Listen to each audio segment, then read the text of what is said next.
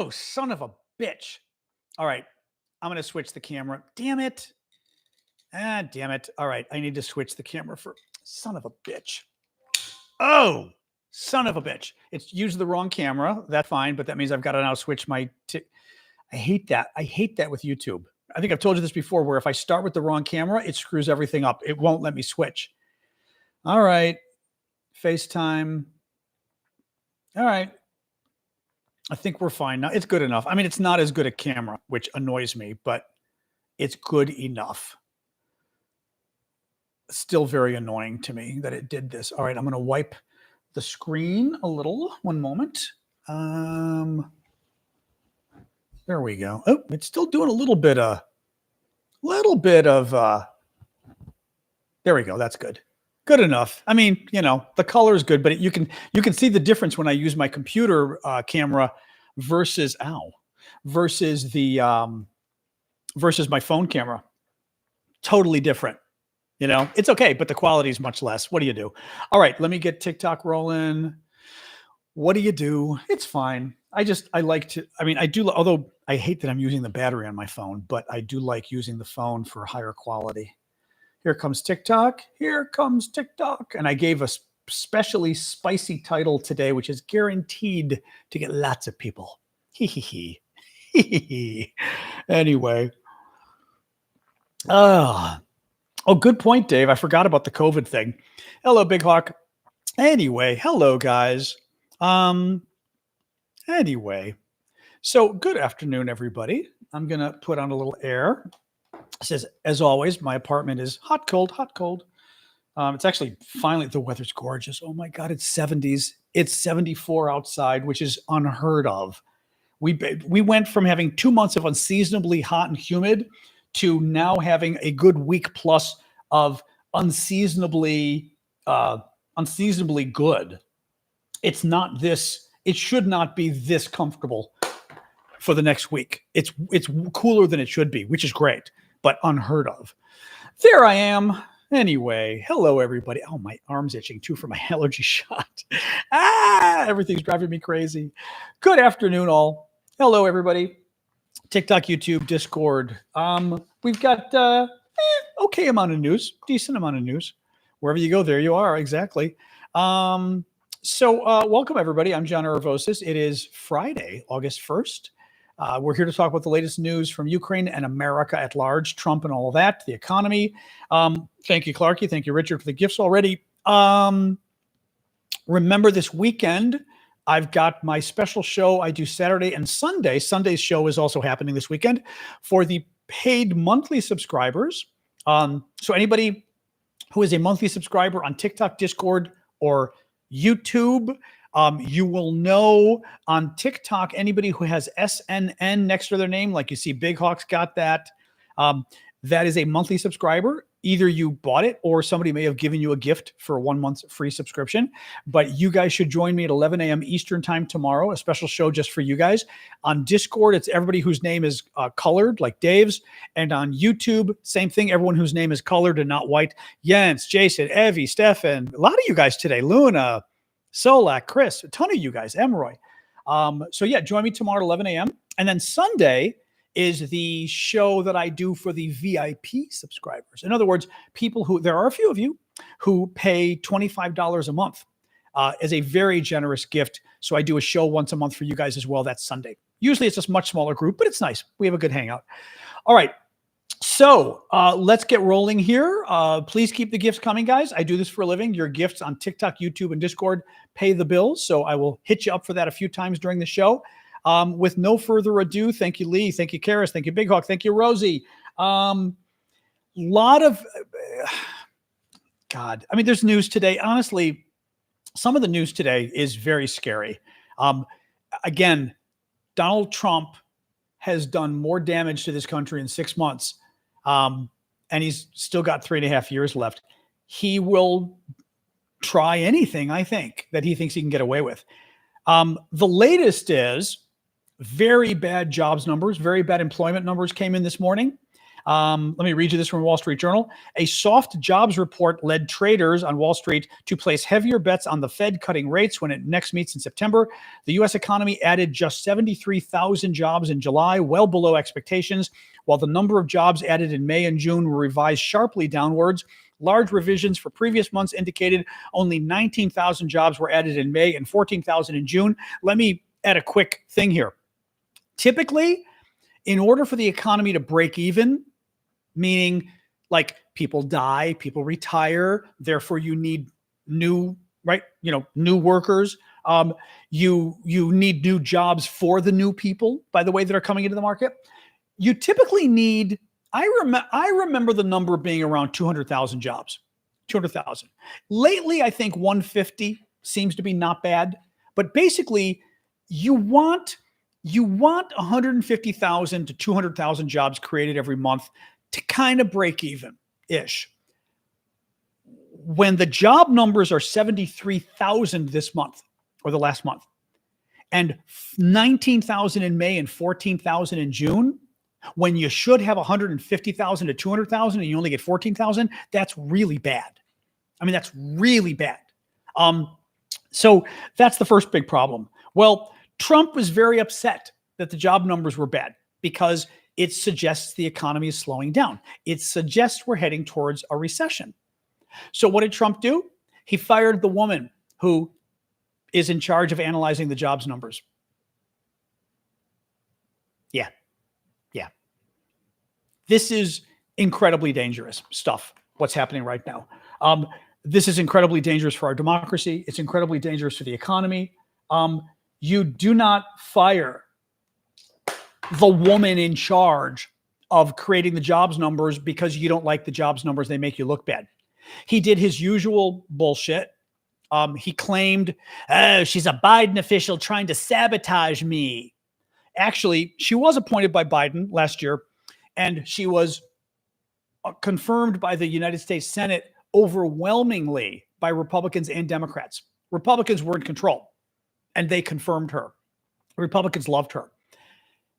The problem here is, and I think I must have said this to you guys because I was worried about this already. I had already said, I don't trust any economic data coming out of Trump's administration. I don't know if I said it on the show with you guys, but I was talking to people about it. Trump has now made clear that anybody in his administration who publishes economic data that isn't good, that makes him look bad, that says the economy isn't doing well, will get fired.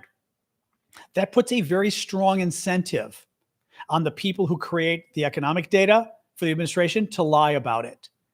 The problem is this creates havoc with the economy. Wall Street, foreign investors, right? Let's start with foreign investors. Well, even domestic, but a lot of foreign investors invest in our debt, right? In order to pay for our debt, the deficit, right? We spend more than we take in taxes. In order to be able to afford that, we sell bonds. And basically, people buy the bonds, and the money we get from the bonds, we're able to finance our debt, okay? Well, the reason people buy our bonds is there's like a yield. I know it's not officially an interest rate, but it is. I mean, for laymen to understand, basically you get interest on the bond, okay? So, maybe 4%, 4.5% a year, something like that. Well, if you're going to invest in a US bond and earn 4.5% a year, you want to know what the US inflation rate is. Because if the US inflation rate is, say, 5%, why buy a bond for 4.5%? You're literally losing money each year. So you want to know when you invest in bonds, when you help the US support its debt, you want to know how the US economy is really doing. If the numbers coming out of the US government are fake, then people are going to be much more reticent about buying US bonds, about helping us finance the debt and the deficit, because they're going to say, well, I don't trust US economic data because I know Trump is forcing people to lie. He's literally firing people who produce data that makes him look bad, that makes the economy look bad. Wall Street, same thing. Foreign investors, the same thing. If you're investing in America, you want to know what's going on in America. Is there a recession coming? Is inflation bad? these are problems. This is incredibly dangerous what Trump is doing. It is very dictatorial, obviously. It's something, honestly, I'm not surprised. I thought he was going to do this. Classic 1984 out of Trump, I'm firing her because she's putting out fake numbers and people need to be able to rely on the real numbers. And you're like, yeah, that's like, yeah, sure. This is very scary stuff, guys.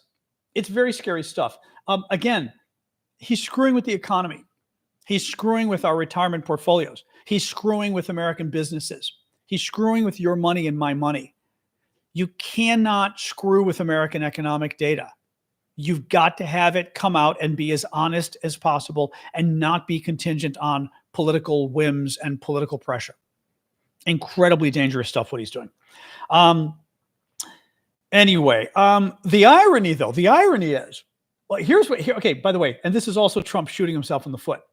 Trump is claiming, no, the economy is not weaker. No, we did not create only 73,000 jobs or whatever it was. Well, if in fact the economy is weaker, thank you, Succeed, for the gift on TikTok. If the economy is weaker, if fewer jobs are being created, that's actually an argument for the Federal Reserve to lower interest rates. Okay? I mean, that's literally an argument for them to lower interest rates if in fact the economy is slowing down. For Trump to say it's not slowing down, the numbers are fake, he's telling the Federal Reserve not to lower interest rates, which he wants them to do. So like you know him. He just can't do, Unemployment rate, I think it's still around 4.1%, where it's been for a while now. Yeah, exactly. Still looking for that $1.98 gas that Trump claimed we had nationwide, which is a total lie. Gasoline, around $3 a gallon, more or less. All right. A little bit more here. Oh, Ghislaine Maxwell. Oh my God. So there's breaking Jeffrey Epstein news. He's going to pardon her. I think he's going to pardon her. So I'm always careful with the story because TikTok doesn't like, us to get into details about stories like this. I think everyone knows who Jeffrey Epstein is. He is a man who was arrested and then apparently died in prison, was arrested for trafficking of underage girls. And I don't want to get into details, very bad stuff. There was his former girlfriend and best friend, Ghislaine Maxwell, this woman who basically found girls for him. Okay. Again, I can't go into the details because the details are a little creepy. TikTok doesn't like that, so I'm not gonna. But she found his girls for him. Very scary stuff. Well, she goes to prison for 20 years. Now, hold on. I'm assuming, is YouTube still okay? Okay, YouTube is still okay. Yep. Yeah, but Ashley, I can only say this so carefully because TikTok will ban me if I give the details of this story. There's nothing I can do about it. So that's why I'm being careful of how I'm saying this. TikTok will cancel me if I explain this story more accurately. They'll cancel me. I can't do it. You all know the story, okay? You can Google it. Well, she's in prison for 20 years, okay? What happens next? Trump has this whole chaos with her, okay? He has this whole chaos. And he promises during the campaign he's going to release all the files about Jeffrey Epstein. Then a couple months ago, maybe a month and a half ago, Trump's attorney general says, oh, we're about ready to release the files. We're going to release them imminently. And everyone's like, yay. Then like several weeks ago, thank you, Mustard. Thank you, Aileen. Several weeks ago, Trump's attorney general and FBI director say, oh, we've reviewed the files. There's nothing there to release. And everyone goes, what do you mean and there's no client list? And everyone goes, what do you mean there's nothing to release? What do you mean there's no client list? The attorney general, Trump's attorney general, literally claimed the client list was on her desk 6 weeks ago. And she was reviewing it and she was about to release it. So how is it now a month later, there's no client list when she said it was on her desk and she's reviewing? Trump then a few days later says, oh, there are documents, but I'm not going to release them because they're fake. They've been faked. Obama and Biden faked the documents, which made a lot of people wonder, does that mean the documents say bad things about Trump? Because he's afraid of releasing them and he's claiming that they were faked to make somebody look bad. Who else would that be, right? Thank you, Carrie. So Trump then, and this is the crazy part, somehow, so Trump's base goes crazy, very upset. This is one of their big issues, the Epstein files. They want the Epstein files. Trump's base goes crazy. In response to his base demanding the files be released, and this is the crazy part, Trump has his attorney general, Justice Department, reach out to Ghislaine Maxwell, Epstein's accomplice in prison, in order to interview her. And everyone's going, why? She's in prison. She already told her story. She was prosecuted, right? I mean, we already know. We already know what she knows. Why are you interviewing her? Well, people start floating. Her lawyer floats, well, she's not going to talk to you unless she gets a pardon or something close to a pardon. Trump then gets asked about pardoning her. A couple of days ago, rather than responding and saying, are you crazy? I would never pardon an accomplice to trafficking of children. That's insane. Trump says, well, it wouldn't be appropriate for me to talk about it right now. You're like, no, it wouldn't be appropriate for you to do it. Talking about it isn't the problem. The appropriateness is you actually doing it. The appropriate response is, of course, I wouldn't do it.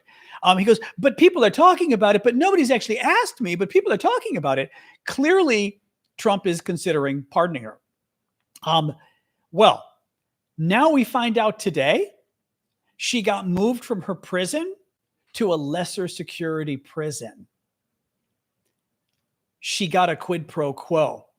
Part of the quid pro quo, meaning I scratch your back, you scratch mine, for her talking to the attorney, to Trump's people, was for her to get moved to a lesser security prison. So she's already getting benefits. The accomplice, the woman who arranged the trafficking, is now getting benefits from Trump. Why?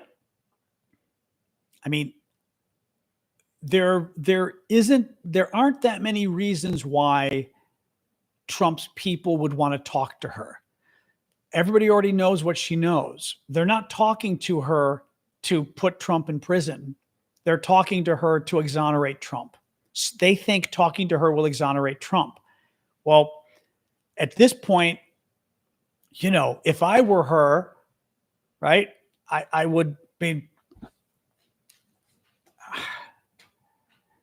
lie. I would say, you pardon me? I'll lie. And of course, pardon me for the lies as well. And then I'm covered. This is, again, very bad stuff. Very bad stuff. It's really, thank you, Big Hawk. I was going to do that myself. Thank you for that. Very bad stuff here. Man. Well, the problem is, good comment here. Haha says they're just going to give her a pardon for being mistreated by Biden. He can claim that. Good luck convincing Donald Trump supporters that this woman is innocent, that she was strung up by Biden. They hate this story. Some of them are willing to defend, her and Trump on this. A lot of his people really, this is a creepy story. Again, I can't go through all the details. This is a creepy story. Thank you, Fallen, for subscribing. Yeah, so that's what's up with that. There is, hold on. Oh, my God. So there's a Bloomberg story about Epstein today, too. Listen to this. Listen to this. Okay, I'm going to read you this one. This is from Bloomberg. Could a president pardon themselves right before they're about to be convicted of a crime? We don't know. It has never been tested in the courts whether a president can pardon himself. Many legal scholars think no, but it's never gone through the courts. If I were Trump, I would pardon myself anyway, probably. But it's not clear if a president can. Now, if another Republican wins after Trump, they'll pardon Trump for everything, of course. But anyway, listen to this. Bloomberg. This is from Bloomberg. This is crazy, guys. We know from news reports, this is Bloomberg News. We know from news reports that Trump's name was in the Epstein files. But what hasn't been reported is that an FBI FOIA team, FOIA is Freedom of Information Act. It's when private citizens or media contact the government and say, I'd like you to release these documents. They have to, unless they're classified, more or less, but they can go through and redact information that's national security or some such thing, right? So what hasn't been reported is that an FBI FOIA team redacted Trump's name and the names of other prominent public figures from the Epstein documents, according to 3 people familiar with the matter who were not authorized to speak with the media. That FBI team, tasked with conducting a final review of the voluminous cache, had applied the redactions before the Department of Justice and the FBI concluded last month that no further disclosure of the files would be appropriate or warranted. Listen to this. So they removed Trump's names from the files so people won't see Trump in the files. Listen to this from Bloomberg. From the government's perspective, so this is from the Trump administration perspective, Trump was a private citizen when the Epstein investigation took place and therefore is entitled to privacy protections. They're removing Trump's name from the files because it wouldn't be fair. He was a private citizen at the time, and they must protect his privacy. I mean, seriously. Like, seriously. I again, blown away, but not so blown away, really, yet still blown away at the same time, right? I mean, he was a private citizen when he was cavorting with a criminal, possibly involved in criminal acts. We don't know, right?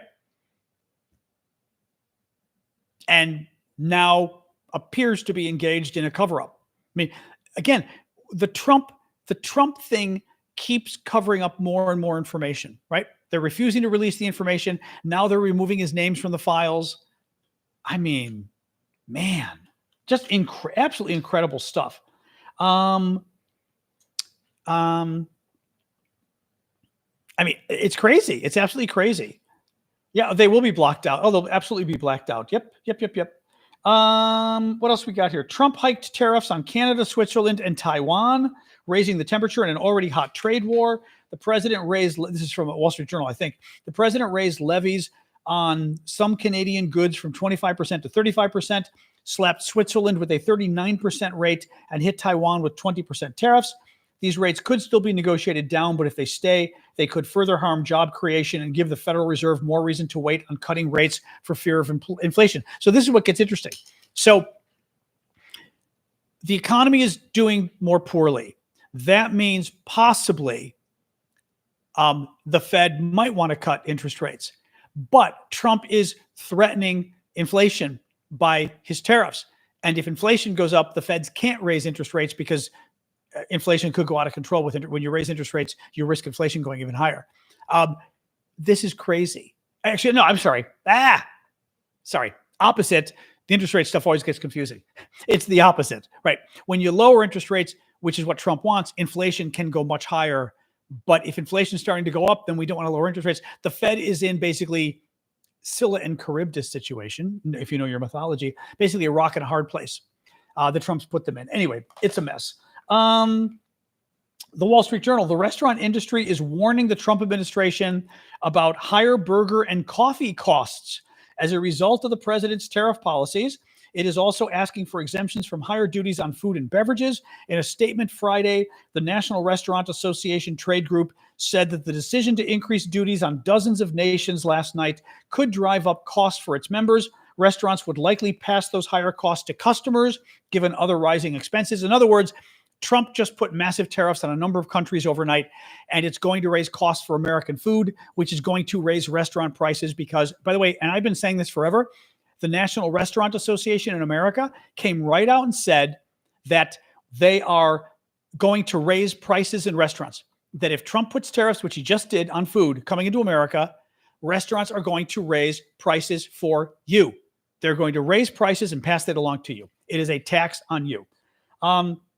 The administration has exempted food and agriculture goods in some agreements with individual trading partners, but not all of them. Fresh tomatoes, for example, imported from Mexico, face a 17% tariff. That's a 17% tax on tomatoes now that we're going to have. The group is particularly concerned about tariffs on goods from Brazil and the European Union, which could hike the cost of coffee, beef, European food, wine, and spirits. Beef prices are already at record highs.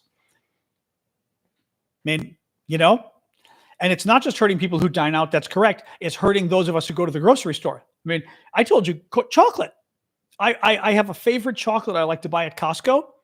The price went up of my chocolate that I buy from 36. I mean, it's like 2 huge containers, right? $36 to $50 in the last 4 months, 4 or 5 months. It went up from $36 to $50. So I'm not buying it now. We talked about this. Once the weather gets better, we'll talk. Although actually, the weather for the next week is better in DC. Our weather is like 70s and 80s. So there's a chance if anybody can find it. But depending where you live, crazy stuff. I did stop eating out a long time ago too, as Michelle just said. It's gotten so expensive. During COVID, I stopped. And now in Washington, because they're requiring restaurants to actually pay salary to staff now, they've added like these horrific surcharges, like 20% surcharge at restaurants now, at somewhere to basically screw you because they don't want to pay their staff a salary. I literally, guys, I can't remember the last time I've been to a restaurant. I mean, I just don't go anymore because of COVID. Anyway, certainly not in Chicago I've gone, but not here. So a little bit of Ukraine news. This is kind of wild, actually. This is really wild. So, Trump just threatened. Well, that's exactly. Then they also add tips on Zerpachi still. They still incorporate tips and all sorts of bullshit in there too. Yeah. I actually fell for it at a restaurant recently. They would like the tip. They had a tip line and I gave a 15% tip, forgetting that they already are giving them a salary now. And I gave a 15% tip on top of it. And the restaurant already had a surcharge for the salary. I was so pissed. I got home and I went, are you kidding me? So, I mean, it's the way it is. Anyway, so this is wild. Elise just asked a question. I'm just about to talk about that story. Donald Trump is threatening Russia with American nuclear weapons. This is wild. This is absolutely wild. So, Trump, as you know, has been getting increasingly pissed at Russia, at Putin. Putin is refusing to, agree to a ceasefire in Ukraine. And Trump at first gave the Russians 50 days, 50 days, and said, if you don't agree within 50 days, 50, to some kind of peace agreement, I'm going to put massive sanctions on you. Well, then a couple of days ago, Trump said, screw it. Only 2 weeks later, Trump said, screw it. It's clear you don't want peace. The Russians don't. I'm going to give you 10 more days. And if in 10 days you do not establish peace in Ukraine, you don't agree to a ceasefire or whatever, I'm going to put massive sanctions or massive tariffs on Russia, tariffs on their trading partners, etc. Well, today we find out that Trump claims, and the claim is enough because with nuclear submarines, you don't know where they are anyway. Trump claims today that he moved 2 American nuclear submarines closer to the Russian coast, which they're submarines with nuclear weapons on them. The reason you'd move them closer to the Russian coast, it's meant to scare the Russians. Thank you, Dave. Nuclear weapons submarines, he means nuclear weapons. He claims he moved them closer to Russia's coast. Now, the reason that would be disturbing to Russia is nuclear submarines are hard to locate. The Russians can't find them. If there were a nuclear war with Russia, submarines are very close. Nuclear submarines, I'm trying to remember if it's 3 minutes or 7 minutes, but maybe it's 3 minutes even. Nuclear submarines, when they launch their missiles, they can hit you very quickly because they're close to the coast. If missiles are fired from Russia It could take 20 minutes for those missiles to hit the US. It takes a longer period of time. You have much less time to react if they're fired nearby, right? Trump claims that because the Russians threatened, they did, and I'm going to get into this, because the Russians threatened us with war this week, he just moved our nuclear weapons closer to Russia. I'm telling you, this is a very good thing. This may be a distraction. It may be part of Epstein and everything else. I don't care. This is great news, and I'm going to tell you why. Let me first tell you what happened. So Dmitry Medvedev, who is the former Russian prime minister, big, close to Putin, senior guy in the Russian government, likes to threaten nuclear war with the West and has been threatening nuclear war for 3 years, literally, against America and against the Europeans. Biden never responded. I kept saying Biden needed to tell him, you know what, we got nukes too. Shut up or else, right? Biden never did. Well, and the Europeans never really did it either. Donald Trump, imagine threatening Donald Trump with nuclear war. Now, I am not a big fan of Donald Trump, but I will say this. Threatening him with nuclear war is not the way to get what you want with Donald Trump. Donald Trump will get pissed. Well, they did threaten him. He got pissed. Listen to this. Trump mentions he's going to put these sanctions on Russia in 10 days, now maybe 8 days as of today, okay? In response, Medvedev mocks Trump publicly, tells him to watch his words, and then references Russia's doomsday weapon, the dead hand, which was a doomsday device that the Soviets had during the Cold War that basically said that if we were to attack Russia and wipe out their leadership, they had a computer system or something that would automatically fire all their nuclear weapons at us and take us out. So it was basically telling America, don't you dare attack Russia first, thinking you're going to wipe them out. Their doomsday device will take you out.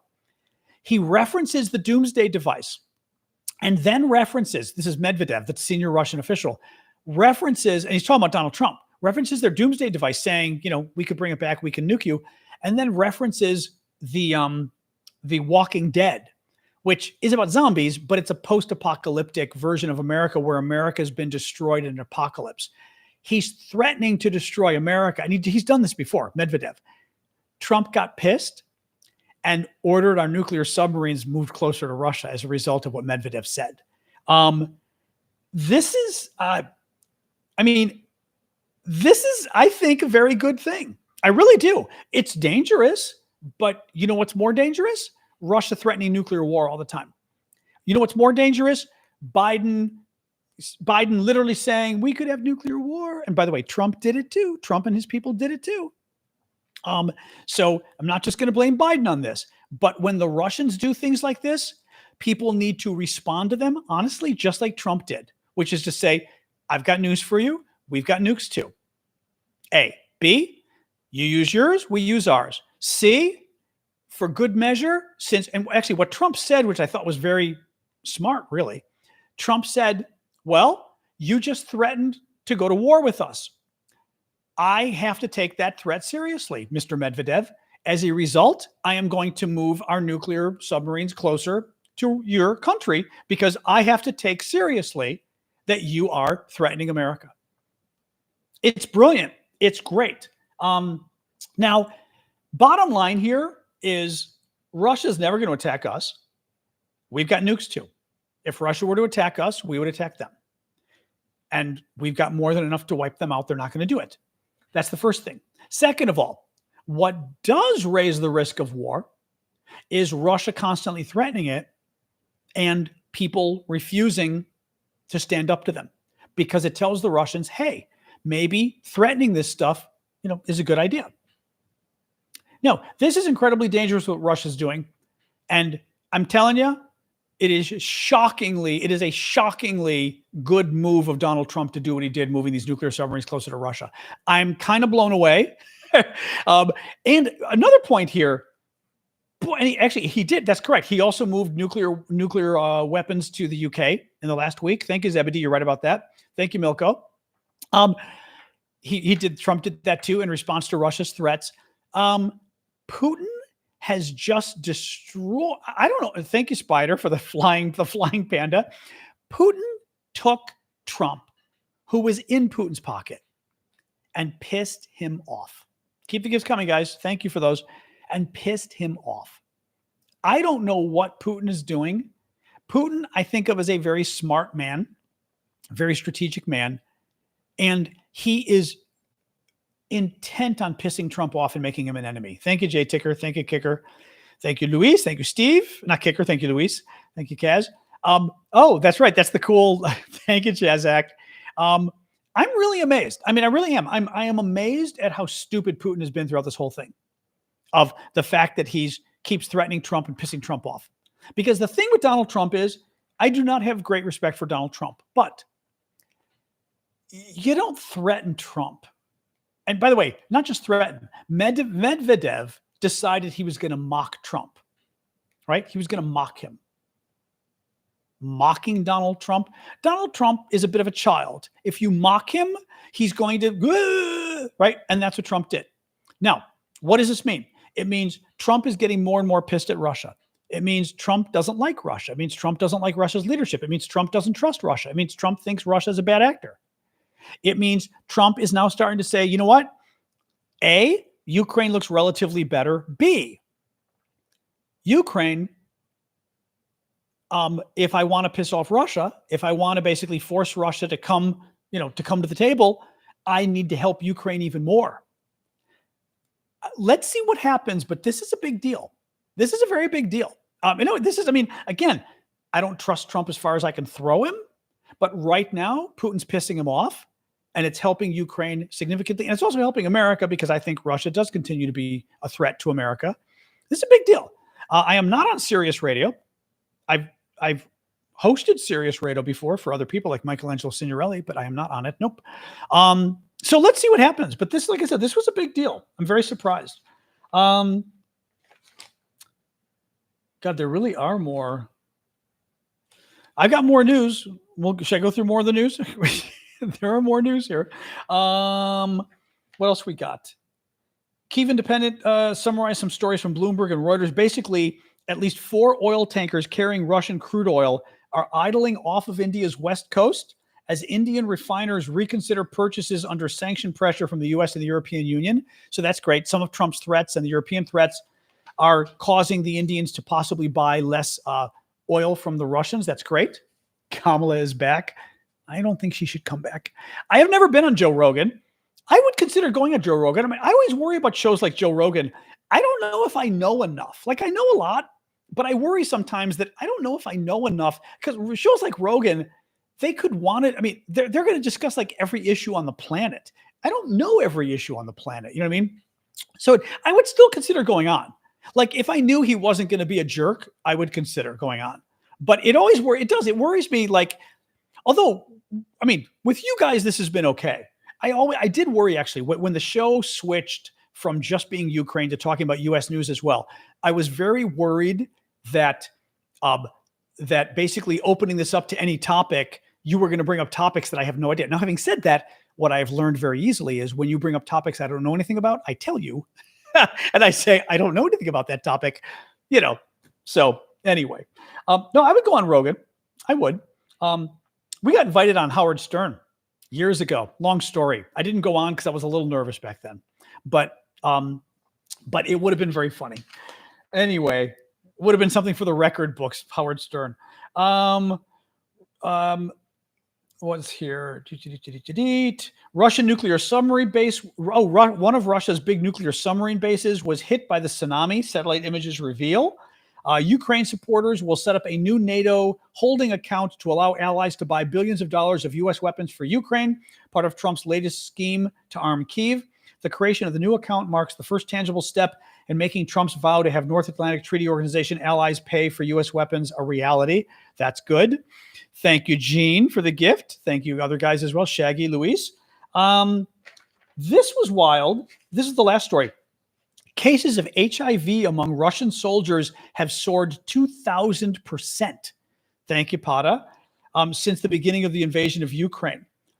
Listen to this. According to the report from Carnegie Politica, cases detected in the Russian armed forces increased by 13 times by the end of 2022 and by 20 times by the end of 2024. Quote, the demographic and economic losses Russia will suffer as a result of this outbreak will have repercussions for decades and may ultimately even exceed the damage it has sustained from the invasion of Ukraine.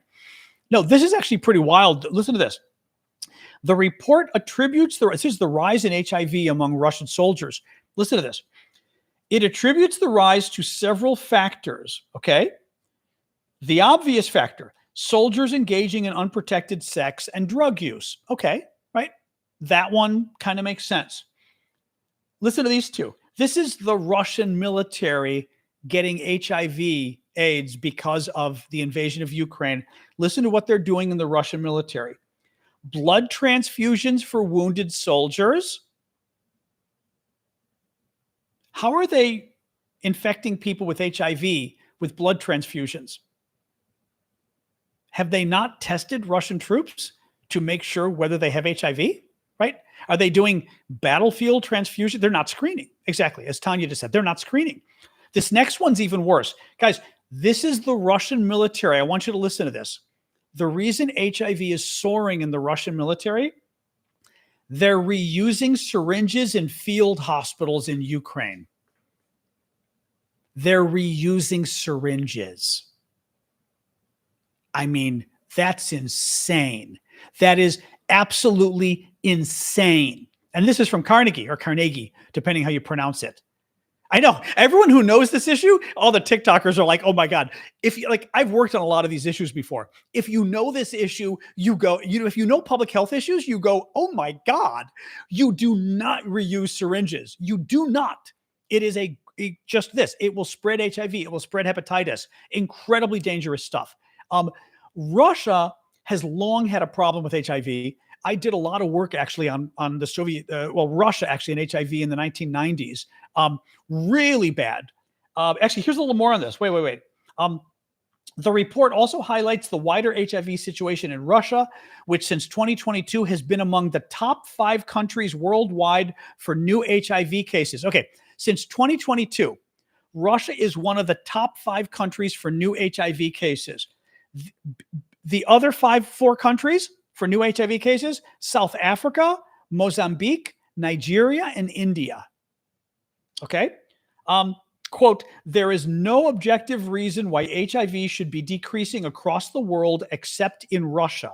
The factors behind this are purely political. Wow. Yeah, crazy story. Absolutely crazy story. Thank you, Cheryl, for subscribing. But I just can't believe I'm reading this and I'm going, you're reusing needles at Russian field hospitals for the military. That is absolutely insane. I mean, ow, my hand, ow. Absolutely insane. Anyway, wow. Stimson Center. I know the Stimson Center, but I've never spent time there. No. I don't know if I know anybody there. I know of them. Anyway, ooh la la. See that ended up being a lot of news. We went for 50 minutes. Wow. Well, it was 4 pages of news, which is a decent amount, but there were stories worth talking about, so it kind of goes longer. Anyway, yeah, I mean, reusing needles in Russian military field hospitals. My God. Oh, that's wild. We don't even reuse needles at the wildlife hospital. Oh, you mean for animals? Really?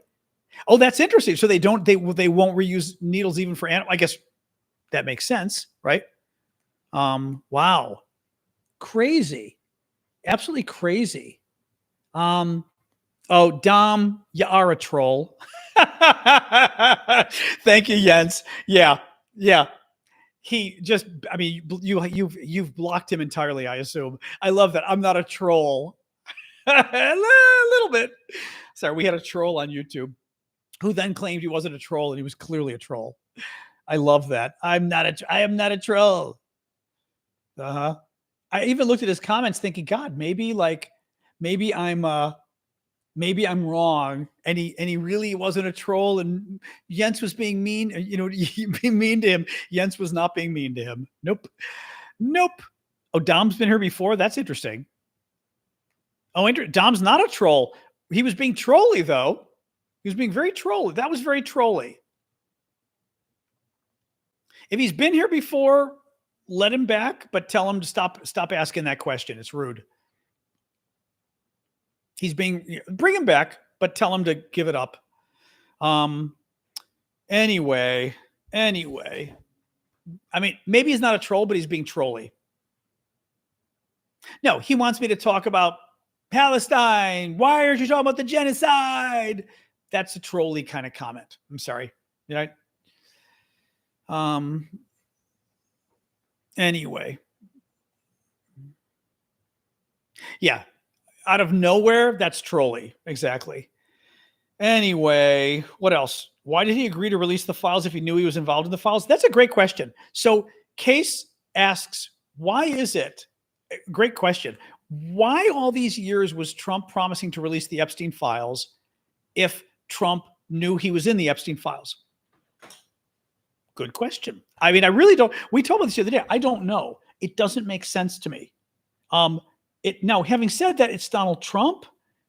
I mean, he might have figured he'd live to fight another day, right? Like, well, I'll say I'm going to release them, and then we'll deal with it when we get to office. I don't know. I really don't. Oh my God. Smithsonian removes references to Trump from impeachment exhibit. Oh my God. The Smithsonian's National Museum of American History removed references to Donald Trump's 2 impeachment proceedings from an exhibit on the limits of presidential power, a Smithsonian spokesman confirmed. The museum decided to restore the section of a permanent exhibit to its 2008 appearance because various topics had not been updated since that year. Trump is the only U.S. president to have been impeached twice. In reviewing our legacy content recently, it became clear that the exhibit needed to be addressed. The exhibit now only includes references to the impeachment proceedings against Andrew Jackson, Richard Nixon, oh my God, and Bill Clinton. Oh my God. They're literally erasing American history. Oh my God. They're leaving the references to Clinton and Nixon and not Trump. Clinton is still alive. Nixon, you could say, okay, dead presidents, right? But Clinton's still alive. So they reference Clinton, but they don't reference Trump. That's true. Nixon was never impeached. Correct. And Clinton was impeached, but not convicted. Wow. I mean, again, guys, this is so dictator-esque. It is so dangerous, this stuff. I mean, and I agree, it's embarrassing to Trump. You know what? First of all, I would have said, get rid of the whole exhibit for now, right? Because I agree, it's a little weird to have an exhibit talking about the current president's impeachment. It's a little weird. But then get rid of the exhibit entirely if you're going to get rid of it. You don't just like remove one guy from it. That's like again, it's so Soviet. It's so 1984.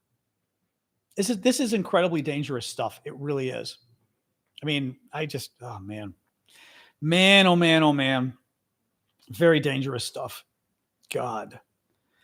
Oh my God. Yeah, I did not see. I saw somebody mention Smithsonian and I was like, oh God, there's more Smithsonian news. Jesus Christ. Yeah. Yep. Oh man, what else? Oh, so I did do my baking today. I'm never making that recipe again. My God, it took another 3 hours today to make my nephew's moussaka recipe, but it, I think, turned out very well. Oh, here we go. So this is the final product of the moussaka. It's very good. You always want it nice and brown on top. Oop, there you can see. I don't know that this picture looks that good. It's kind of funny because it's a casserole, but you're looking at the top of the casserole.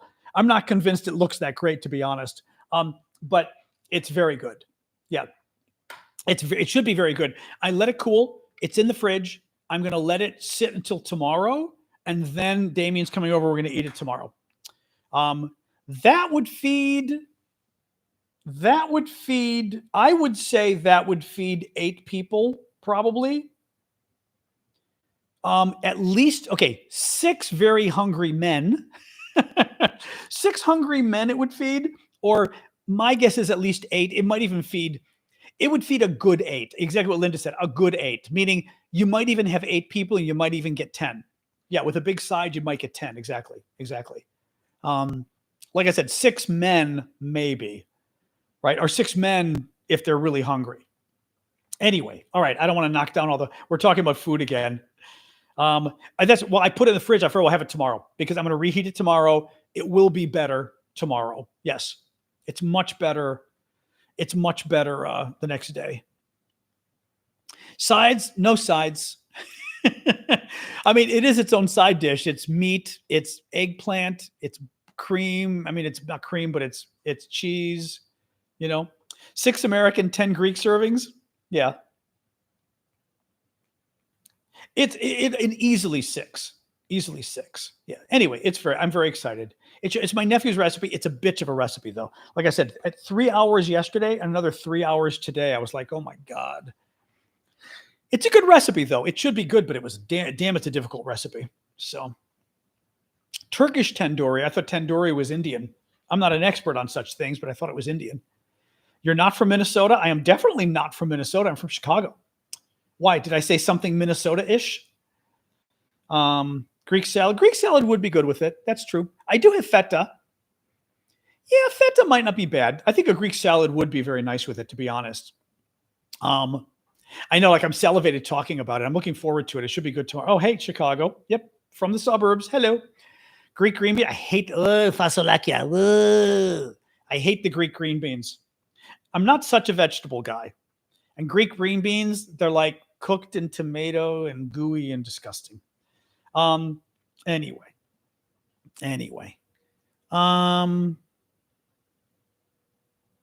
So Lex says the Smithsonian impeachment exhibit change is like when the Kremlin used to republish photos of their leaders with the dead guy photoshopped out. Oh, yeah. Yeah, exactly. There's an alien spaceship coming towards us. Oh, that sounds fun. Yeah, the green bean thing, not my cup of tea. It's green beans and tomato sauce, and they boil it in oil and tomato. Ugh. It's not really a cream sauce. You make a bechamel sauce, which is whole milk, thickened with flour, butter, a lot of butter, eggs mixed in after it cools, and then a bunch of Parmesan, or also you could put Romano cheese, basically. And then you put that on top and it cooks into like a custard, kind of a gooey custard on top. Very nice. Oh, a cheesy custard. Oh, this should be good. I'm looking forward to it. It is a bechamel. I was trying to explain to people what a bechamel, though, was, Joshua, because I think people who are not foodies would not know what a bechamel was. Yeah. No, a Greek festival in September. Yeah, I know. Well, Greek festivals. We've got, typically there's 2 a summer. In DC, we've got May and September. Yeah. I was even thinking, except problem is I don't go to the church and stuff, but I was thinking it would be fun to, I'd like to work the Greek festival. I think it'd be fun, But like a cousin of mine just did the Greek festival in Chicago at St. Peter and Paul, and she was making the loukoumades. The nuclear submarines will not cause a nuclear war. Nope. Biscuits and gravy is bechamel for anyone Southern. Something like that. I mean, it is a bechamel, but the eggs, it makes it lighter. Although, honestly, it tends to collapse too. Like it rose and then it collapsed once it came out of the fridge, out of the oven. Labor Secretary Lori getting fired. Labor Secretary didn't get fired. Did the Labor Secretary get fired too? The woman who was in charge of the jobs report got fired. Did the Labor Secretary just get fired? No, he didn't fire the Labor Secretary. I don't think so.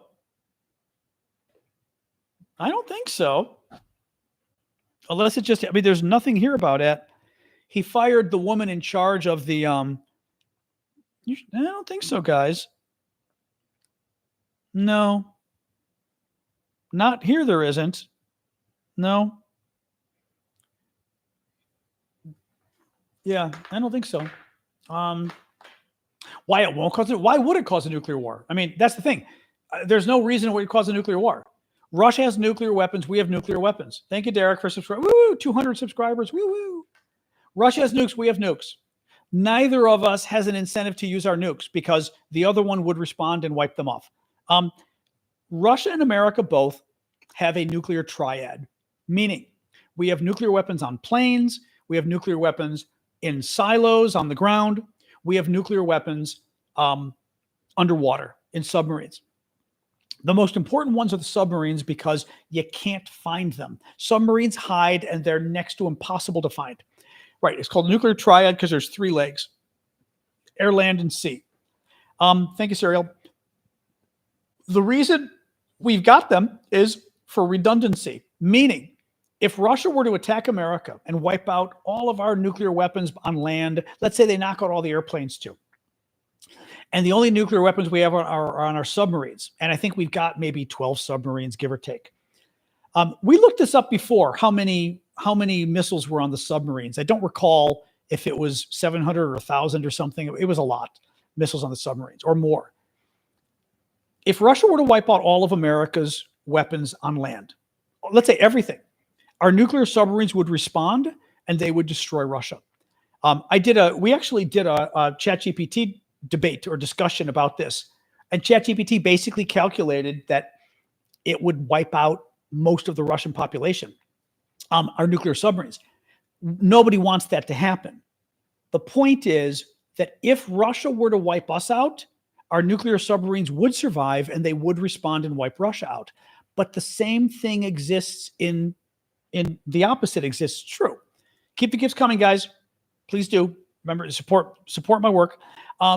If we were to attack Russia first, and let's say we knocked out all of their nuclear weapons by land, let's say we knocked out all of their command structure, all the Russian leadership on land, Russia's nuclear submarines would respond and wipe us out. As Vin just said, it's called mutually assured destruction, MAD theory. And the idea is, thank you, Cheryl, thank you, Eslin, thank you, Super Hornet. The idea is, it is in neither power's interest to attack the other with nuclear weapons because the other one would respond and wipe them out. So no matter what happens, if Russia hits us, we will wipe them out. If we hit them, they will wipe us out. The only way we would use nuclear weapons against each other is if we thought, one, the other guy wouldn't respond with nukes, right? I don't know why we'd think that. Two, if we thought that it was over, right? If we thought, for example, the Russians launched a bunch of nukes against us, and we said, that's it, it's the end of the world, we might as well take them too, then we might use our nukes. That's it. So yeah, that's why I said it is, generally speaking, ridiculous to think that there's going to be a nuclear war between both of us. We are posturing. It still pisses the Russians off. We don't like it when they move their nuclear weapons closer to us. We don't like it when they don't like it when we move our nuclear weapons closer. It is riskier. It's riskier. Thank you, Mike, for the hat. Thank you, Eslin, for the lemons as well. So, it's bottom line is, guys, that in order to secure the peace, sometimes you have to stand up to bad guys. It is not safe to just to say, well, you know what? The Russians threaten us. We need to be really nice because otherwise there might be a war. I would argue that that's how wars start, is people being bullies, and people don't stand up to bullies. You don't stand up to a bully, and the bully wants more and more and more. And I think with Russia, as an example, when they bully other countries need to stand up to them who can, like America, and say, America especially, we're bigger than you are. We've got more people. We've got better weapons. We've got a stronger military. We've got a way stronger economy. Russia is not a superpower. We are. Russia does have nuclear superpower status because they got nuclear weapons. Thank you, Prince, for Carmelina. But they're not a superpower in any other way. We are. If we went to war with Russia, either we would win or both of us would lose because of nuclear weapons, or we would win. Russia's not going to win a war against us. They're not. And Putin isn't a maniacal sociopath. He's not. I think Putin is incredibly rational. I think he's smart, intelligent, and rational. I don't think he's a sociopath at all or psychopath at all. He's not, unless you meant our leader. But Putin, no. I think he's totally rational. He's evil. He commits war crimes, according to the International Criminal Court, among others, but I think he's totally rational, you know? So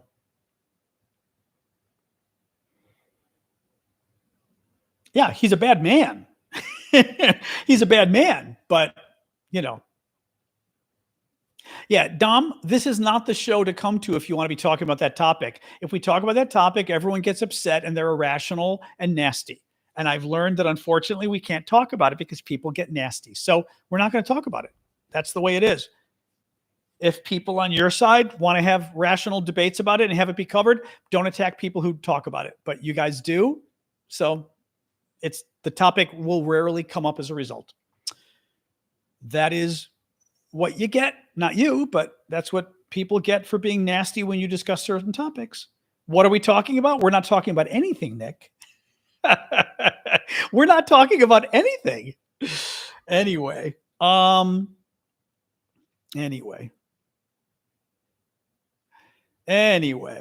Thank you, Andrew. Yeah, that's my balcony with my plants. Beep. Who threatened the U.S.? Medvedev, the former prime minister of Russia. Thank you, Angeline. He's still high up in Putin's government. Putin has not. No, the Russians have not yet said anything about the submarines that I saw. This is my apartment. I do not have a house. Yes, he was in my apartment. Bruno. We don't talk about Bruno. Actually, I've never seen that movie, but I love that song. That was a great song. Bruno, no, no, no, no. It was a very cute song. Greece, yes. I mean, we're planning on maybe going to Greece next year. If I can't get the documents I need, I may be going to Greece this year. So we're going to see. I don't know that I can get them. Again, I think it's going to take a lawyer to get them possibly. But I don't think I can get them, but I may. Hey, good night, Dave. But if I have to go to Greece to get them, I will. Yes. So, the problem is I think I need help getting them because it's fine for me, but I think like I said, I'm kind of stupid because I never played the political card. I've had 3 different opportunities to use my political connections in Greece and never did. 3? 3. Yes, 3. I'm an idiot. I didn't use them, and now that I need it, they're all gone. Really freaking stupid, unfortunately. So anyway, what do you do? Well, one was my uncle who's gone, but he was the Greek foreign minister, defense minister, deputy prime minister, and United Nations ambassador. But at the time, I wasn't applying for citizenship because I would have been drafted. He's gone. The other was I knew the prime minister of Greece, Papandreou. That was stupid. Again, I didn't know this was going to be difficult, so I didn't use him. Then I got to meet the Greek foreign minister, at the time, Dora Bakoyanni. I was in Greece, and I know he was a big name. I know. I wondered today whether people remember who my uncle was, Fallen. Like older people do, but I don't think younger people know who he was. I was attacked when I was in Greece, though, like 15 years ago.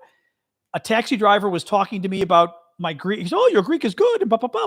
And, you're Greek American, yes. And I mentioned who my Theoyani was, and it was funny. He knew who he was. He goes, "I know who your uncle is." My uncle, who was the cabinet secretary, he said, "I know who your uncle was." He said, "He is the only Greek politician who was ever honest."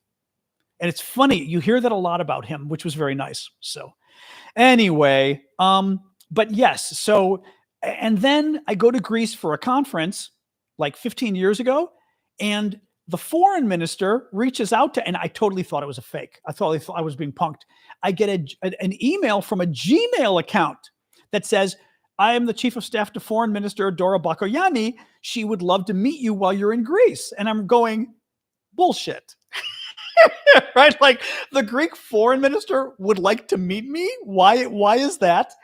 I think at this point I had done some interviews with the Greek press because I was there talking at a political conference as a Greek American blogger. And in the interviews with the paper, it came up that I was the son of this very famous Greek politician, or not the son, I'm sorry, the nephew of a very famous Greek politician.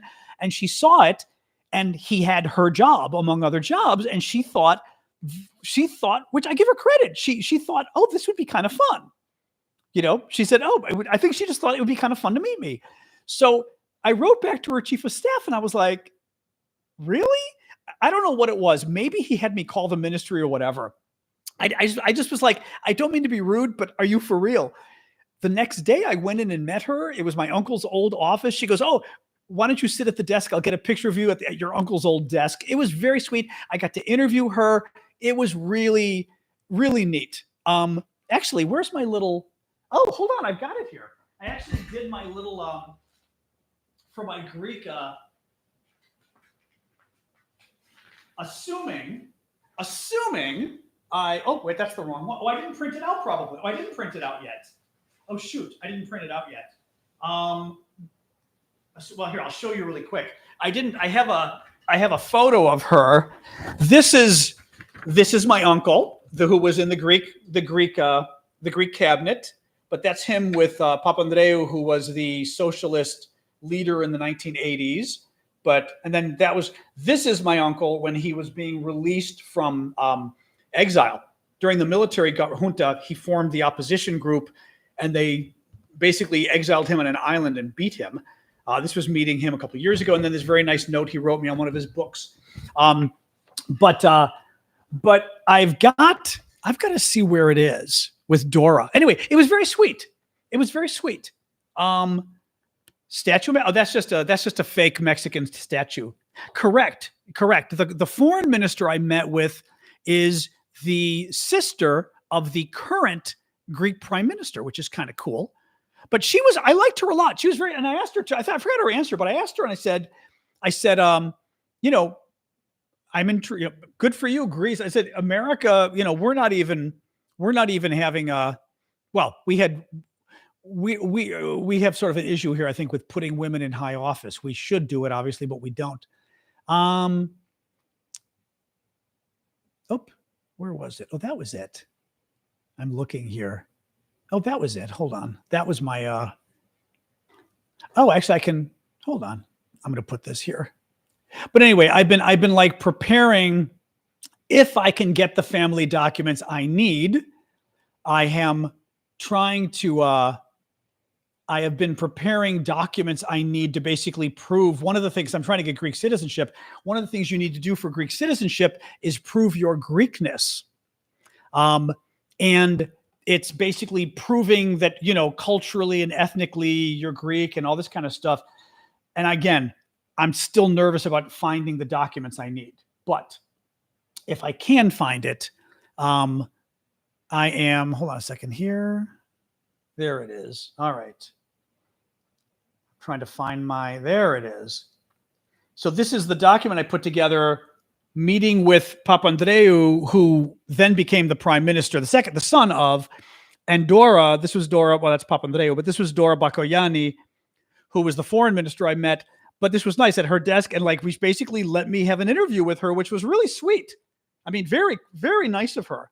But I was still I couldn't believe it was real. I'm like, okay, the foreign minister wants to meet me. It was very sweet of her.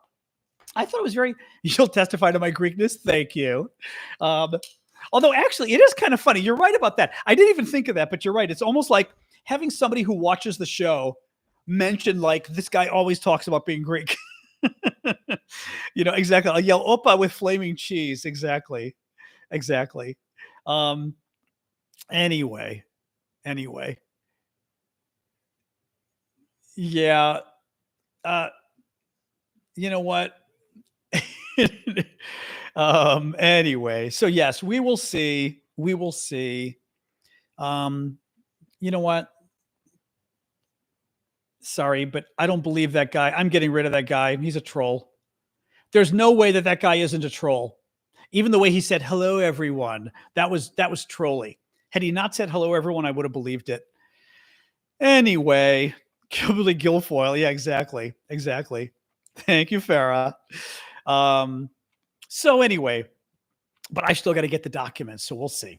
We will see. I'm still a bit nervous. I think they exist, but I still don't know exactly which ones I need and like Panama getting a visa. Would that help you? Not sure what you mean. Panama getting a visa? What do you mean? I have cousins in Panama, actually. Some of my Greek cousins moved to Panama. DNA test? No, because the thing is, what you have to, there's my uncle. He was the Greek foreign minister, defense minister, deputy prime minister, and United Nations ambassador. Different periods of an 8-year period they were in office under Andreas Papandreou, who was the prime minister of PASOK, the socialists in the 1980s. Wonderful, really fascinating guy. Yeah. Oh, getting your visa in Panama instead of Greek? I'm not sure what you mean by you guessed it, because it's not really a visa. I'm trying to get Greek citizenship. So that's the problem. And I'm trying to get the documents from my family, and it's not, some of them are not easy because, they're 100 years ago, but we know they exist, but getting them is not easy. We do have a lot of family. Well, basically everyone's Greek in my family, but some of them, when my family came here, when my mom came here, some of the family went to Brazil and Panama because they had good deals for foreigners moving there and starting businesses. So we've got branches of the family in Brazil and Panama now. So it's funny because I have Latino cousins who are Latino, but they're not Latino, like they're not ethnically Latino, right? The only thing is I don't think the PASOK people can help me now because they're not I don't know the senior people anymore, that's the problem. The taxes in Greece are horrific, but they're horrible in Europe overall for an American. Though Greece does have a retirement plan where if you retire in Greece, you can, and I think you need citizenship though, but you can retire in Greece and you pay 7% taxes a year for 15 years, which is very good. It's very good. So, but yeah, the PASOK people, the problem is the senior guys that I knew are gone at PASOK. I do not have a podcast. I did years ago, Eric, but it just kind of didn't take off well enough and it was a lot of work. So I stopped doing the podcast. What I actually have to do, if somebody knows this, supposedly YouTube might have some setting that I can attach it to a podcast automatically or something. I don't know. I thought I had heard that because I wouldn't mind taking these shows and just automatically putting the audio on a podcast, but it's not fun to do on your own. Because I used to do that on my own, like strip the audio, edit it, because you have to spruce the audio up a little. It became very cumbersome, especially because I'm doing it every day. And I do the show at this hour, so I'd be having to do it at 7:30 at night. It's like doing another hour of work at 7:30. It's just like, I'll have to see. But if anybody knows about YouTube, I thought there might have been some connection with YouTube. But yes, I need to find somebody powerful in Greece who can basically contact the local officials and get my documents. The local officials need the political pressure to basically look for your family's documents because they're 100 years old. The documents are probably in books. They're probably not computerized yet. And nobody wants to go through the books. So they tell you we can't find them. Even if I go in person, there's no guarantee they're going to say, oh, the American, let's help him, right? If somebody powerful enough says, hey, we'd like you to find these documents, they'll go look.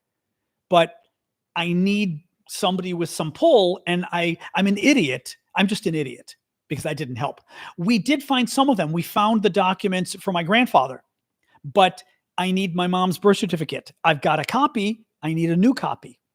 So we know exactly, actually moms, we know exactly what book it's in and what volume, but I need a new copy. I may need my grandparent. Church records are not acceptable anymore. They've got to be civil records. I may need my grandparents' marriage certificate, civil, 1927. I may need my grandmother's birth certificate. Maybe. We don't know. But at the very least, grandma's grandparents' marriage, most likely, 1927, and mom's birth, 1929, absolutely, positively I need. And I've got a copy, but it's an old copy. I need a new copy. So we know it exists and we know what book it's in. I need somebody with some pull that says, hey, local officials, would you please look for this? This is important, and they'll do it. So anyway, there is some way to connect YouTube. Yeah. Oh, Linda, that's interesting. Okay, that's the one you guys were telling me about. That's interesting about Tellerico. That is interesting. Um, I would get dual citizenship. I might retire in Greece. Very, very possibly. I certainly don't want to stay here. Also, by the way, I was looking at my God, I was looking at the tax situation. Oh my God. Like once I hit 73 and I've got to start taking, by the way, this is all the complicated tax stuff, but once I hit 73 and I have to start taking my required distributions from my IRA, my retirement account, my DC taxes will jump by like $5,000. It's complicated, but basically, if I stay here from the age 73 on, I'm going to pay another $5,000 a year. I don't like this town anyway. So we'll see, but I'm not convinced. I'm not convinced I plan on doing that. So we will see. We will see. Your grandparents are from Ukraine. Very cool. It's complicated. It required RMDs, push my income over a certain level, DC taxes, Social Security. These are all the crazy stuff you've got to pay attention to with your taxes, unfortunately.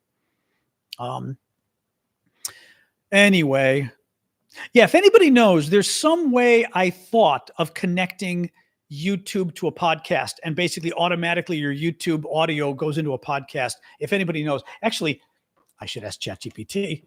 I mean, it's not always right, but it's sometimes right. Let's see real quick, and then I'm going to call it quits because we're going late.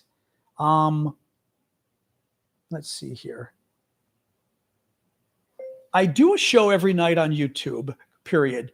Is there some way for my audio of my video on YouTube to get pulled out and automatically be put into a nightly podcast, question mark? Like something easy and automatic? Let's see what ChatGPT says. Well, Susan raises a good question. Why don't you contact the town your mother's from?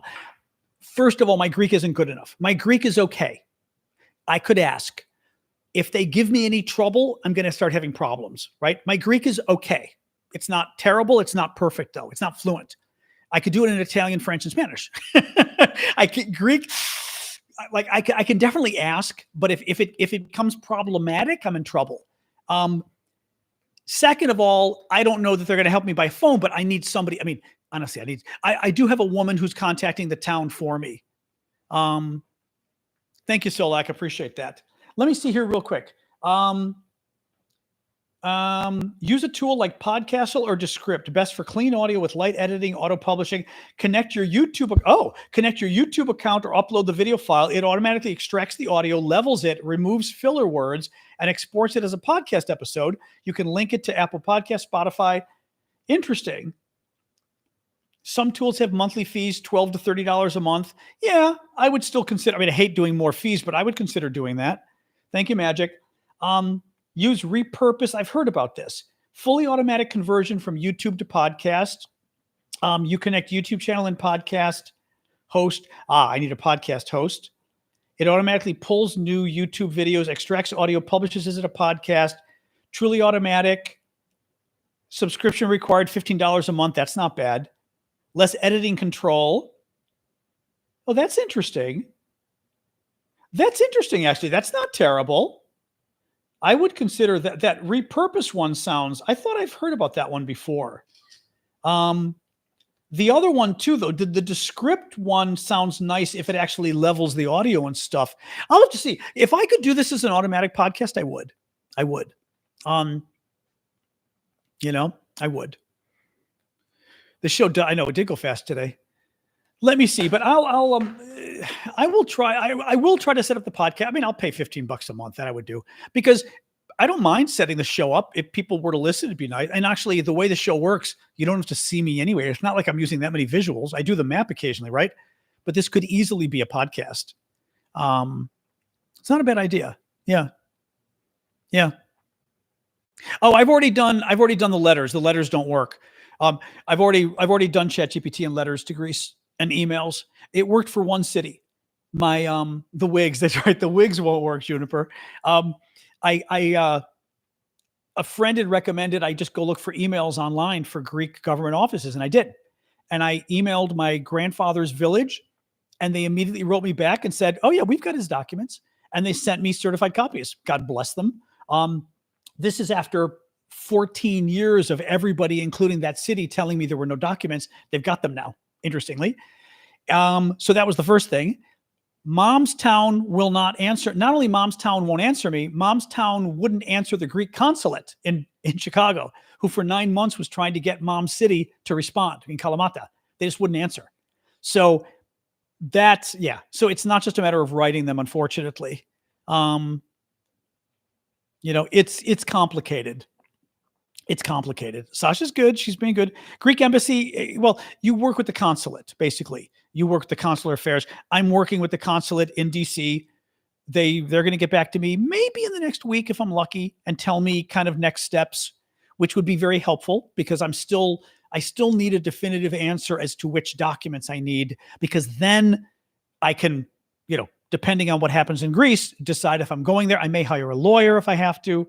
I've already kind of hired a genealogist who I pay if he can find the documents. He's a big genealogist there. So I'm hoping he can get them, but I don't hope she's on the move. I'm hoping he can get them, but who knows? It's very frustrating stuff, though. Like I said, it's very, this is not easy stuff, Actually, the other thing, just to show you for fun really quick. So the other thing I put together for my interview, again, assuming I can get the right documents. Well, yeah, I was telling you. So for the Greeks, at least, depending how you apply, if you can prove, okay, this is actually interesting. Greece does not have birthright citizenship. I think I was telling you guys this before. And I finally understand birthright citizenship in America because of my situation with Greece, because I'm trying to go for the citizenship. Birthright citizenship is if you're born on the soil, you're a citizen, unless you renounce it. That's how it is in America. In Greece, they don't have birthright citizenship. You're not a citizen just because you're born on the soil. That's not the way it works. It's complicated, but basically, you've got to be registered. Sasha wants water. 1 second.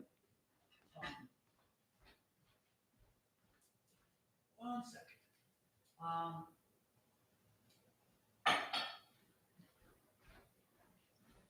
So because there isn't birthright citizenship, my mom was born in Greece and raised there for 8 years.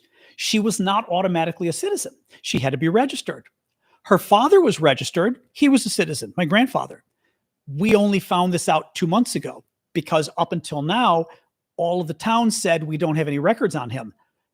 They were probably in books. They finally made the books electronic, right? So they finally found Papu, but he's been dead 50 years. So he's not helping me as far as, had we known this 50 years ago, we could have done something. We still can't find my mom's registry. We've got her birth certificate. That doesn't make you Greek. What makes you Greek as a citizen is registration. We haven't found her registration yet. Anyway, this is what makes it all very complicated for trying to get this, because just because my mom was born there, just because she was born there to a Greek, doesn't make her Greek to a Greek citizen. You have to find the records that they registered you as a Greek citizen. It's very complicated. Yeah. Oh, so depending how you do it, what family member you base it on, whether you've got the registration, whether you don't, there are different pathways to citizenship. So it just depends.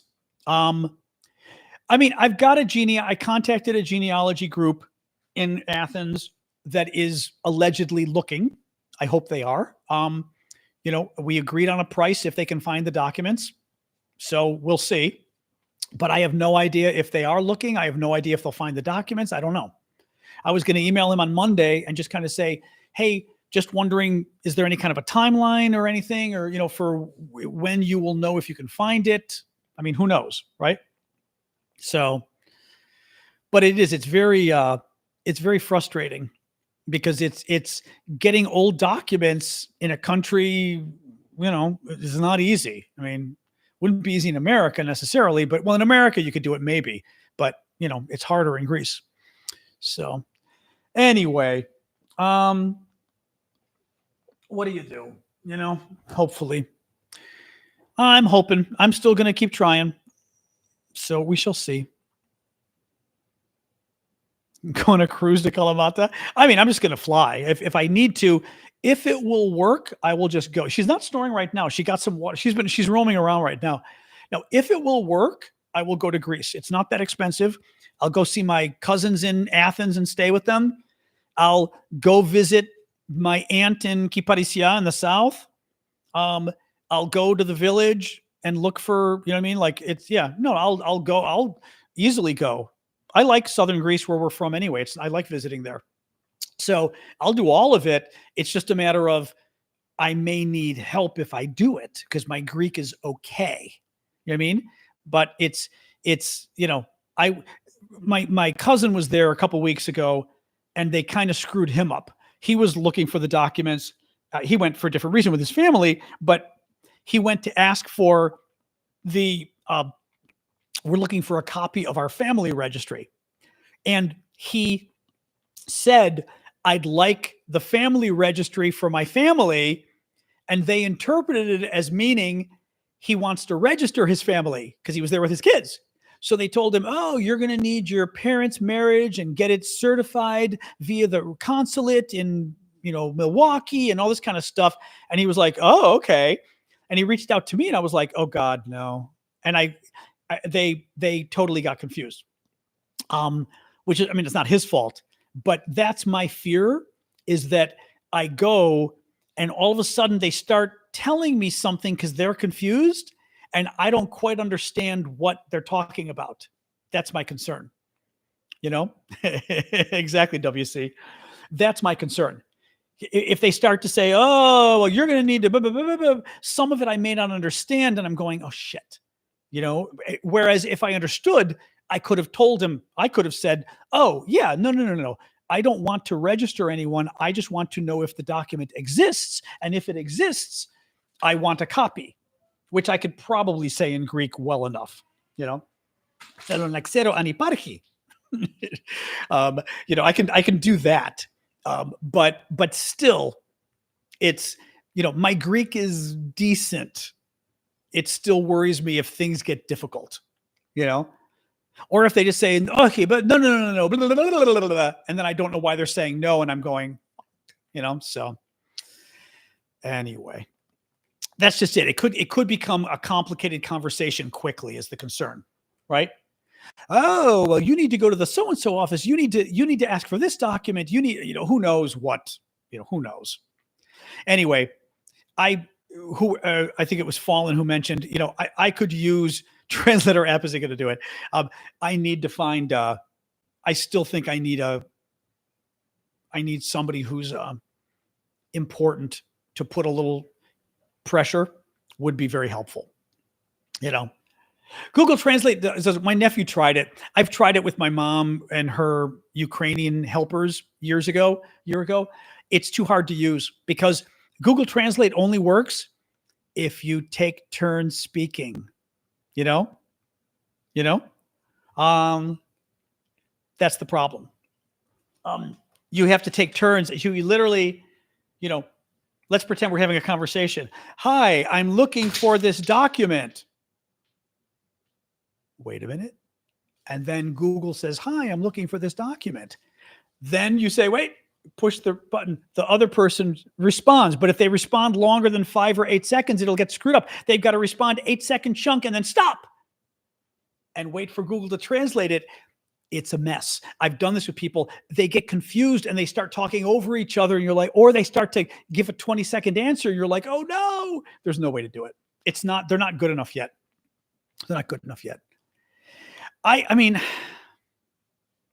The problem is I was never friends with Papandreou, right? I met him. He knew who I was because of my uncle, but now there's a fair point. I mean, because of my uncle, some of these people, Dora, I'm trying to think of how to reach. I love Dora. I really did. I really liked her. I wonder if there's a way to reach out to Dora. I mean, I'm on Facebook, but I don't know if there's a way to reach out to her. Thank you for the gift, by the way. I did see that, Kiwi. Thank you. Yeah, I mean, I don't have a problem reaching out, but I wonder, it's not a terrible idea. I mean, at least by Facebook for starters. I could try by Facebook. I mean, I've got her email. I could try reaching out by email again. I don't know if she's, I mean, I don't have clout now because my uncle's gone. I have like family clout before, but I don't want them to put pressure on them. I mean, I would love them to put pressure on the ministry. That's not really it. I need somebody to contact the local officials and say, please look and see. Now, part of the problem is we still don't know where the files are for sure. Greece moved the files years ago in principle. They were in the village in principle. They might have been moved to a specific city called Meligala in principle. I'm a little nervous about shooting my whatever, shooting my shot and having them contact a city who says, yeah, we don't have them. That is a concern. And honestly, I'm wondering if I shouldn't wait until the embassy gets back to me at least and tells me definitively which documents I need before I then see if I can get political help to contact the local officials. Your sister-in-law's from Meligala? We're from near there. We're from the Chorior, right west of there. Yeah, I mean, we're right. That's us. We're Messenia. Yeah. Southern Peloponnese is still Pasokland? Is it though? I didn't know that. Is it? Is it? Yeah. But that's the other thing too, is I feel like I want to hear back from the embassy first to find out exactly which documents I need so that we know, because I still worry, yeah. Well, and it's very hard to find out exactly what you need, to be honest. And again, it then becomes hard to know which town, because that's what I need somebody who basically, honestly, I need somebody who can help really, because I could go around, I could call, but I can't risk getting somebody Greek who doesn't want to help.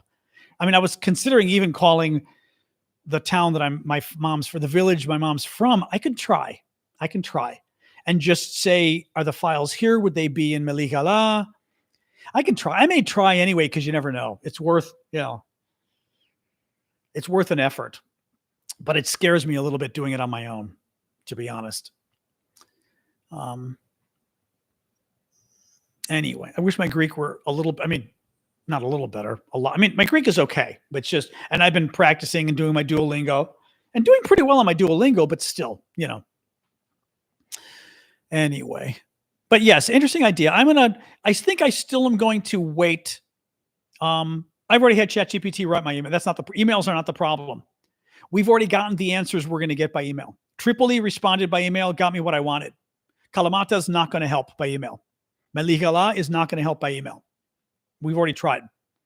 So, and Dorio doesn't have email. So, local Greek meetups, even if I go. But yeah, that's the problem. No, I think I need to call anyway and try. It can't hurt. But I'm just afraid it's going to be like, blah, blah, blah, blah, blah, and I'm going to go, fuck. But if it is, I go, I could just say, "Signo mi think Talaveno." I know I can add. I mean, I can ask and say, "Is there any chance anybody speaks English?" You never know. Somebody might.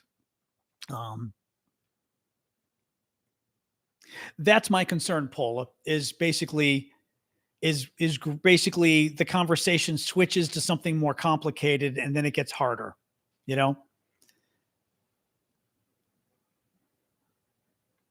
Well, no, I mean, I've got my aunt can help me. And my aunt speaks freaking English. I mean, I've got cousins who can help me. The problem is I still will need probably a little push for them to want to, because they've got to look in the books or let me look in the books. Really, if they'll let me look, I'll spend the whole day going through the damn books.